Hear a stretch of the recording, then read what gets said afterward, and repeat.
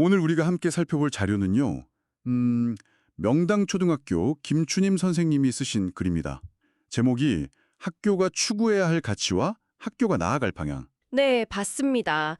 왜 우리 사회가 기대만큼 나아지지 않을까? 여기서부터 시작하더라고요. 맞아요. 상당히 근본적인 질문이죠.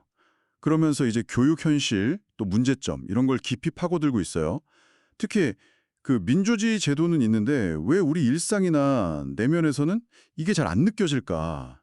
그 원인을 교육에서 찾고 있더라고요. 흥미로운 접근이었어요. 자, 그럼 이 글을 통해서 당신이 놓치지 말아야 할 핵심 통찰 한번 같이 파헤쳐보죠. 글 시작부터 좀 날카롭습니다.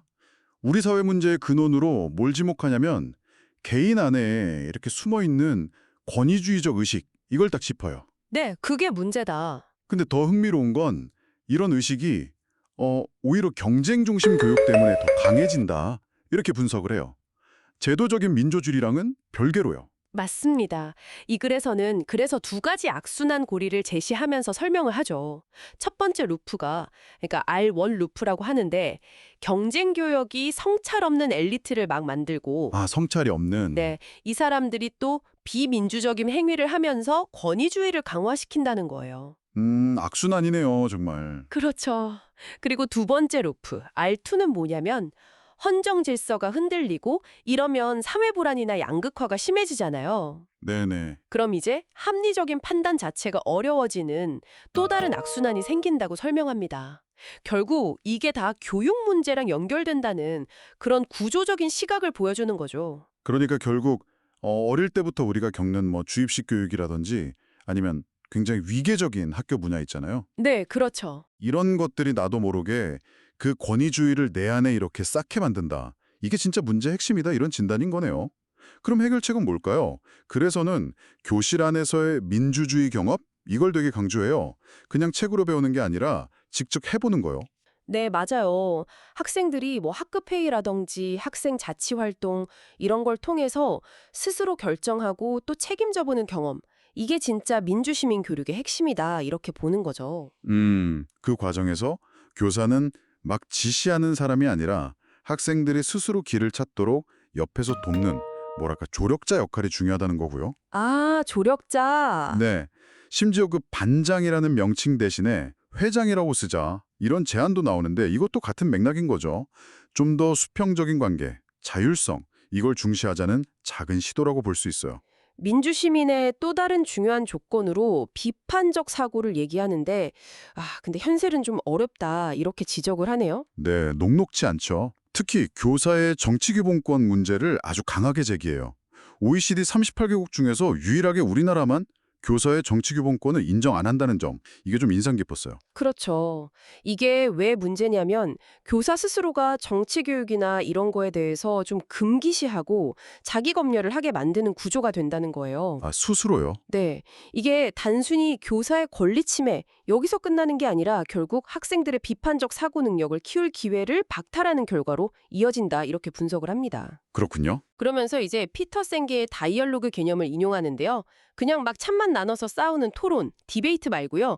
서로 다른 관점을 깊이 이해하려는 대화, 즉 다이얼로그가 필요하다고 강조해요. 이게 진짜 비판적 사고의 출발점이라는 거죠.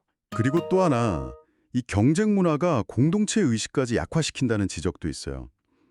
옆에 있는 친구를 동료가 아니라 경쟁자로만 보게 만든다는 건데 어쩌면 당신 주변에서도 좀 느끼는 현실일 수도 있겠네요. 네, 그럴 수 있죠.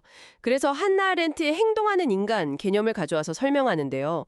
교육이라는 게 단순히 지식만 전달하는 게 아니라 타인이랑 관계 맺고 또 공동체 안에서 내 역할과 책임을 다하는 경험으로 이어져야 한다.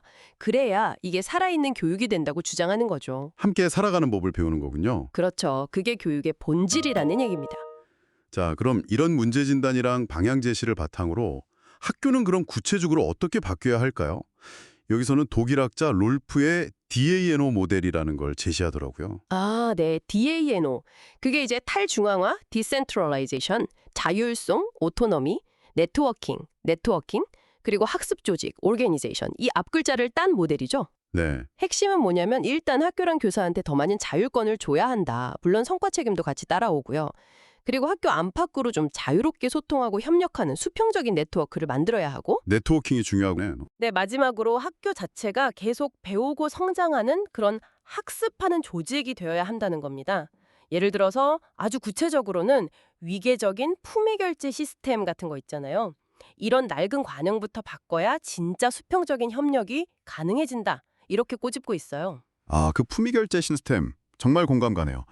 결국 이 글은 학교가 그냥 지식만 가르치는 곳이 아니라 민주주의를 직접 실천하고 살아내는 그런 공간이 되어야 한다. 이런 아주 강력한 메시지를 던지고 있는 것 같아요. 맞습니다.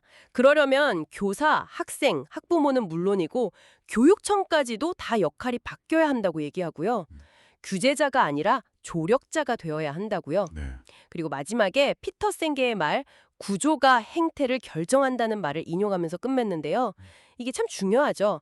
개인의 노력만으로는 한계가 있다는 거예요.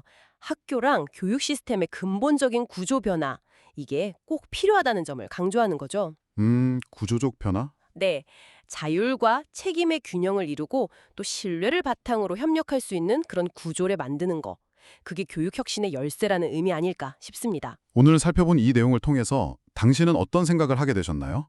어쩌면 당신이 경험했던 학교의 모습들, 예를 들어서 그 좀 딱딱했던 품위 결제 시스템 있잖아요. 그게 과연 소통과 협업을 위한 도구였을까요? 아니면 그냥 위계와 통제를 위한 장치였을까요? 이 질문을 한번 곱씹어 보시는 것으로 오늘 탐구를 마치도록 하겠습니다.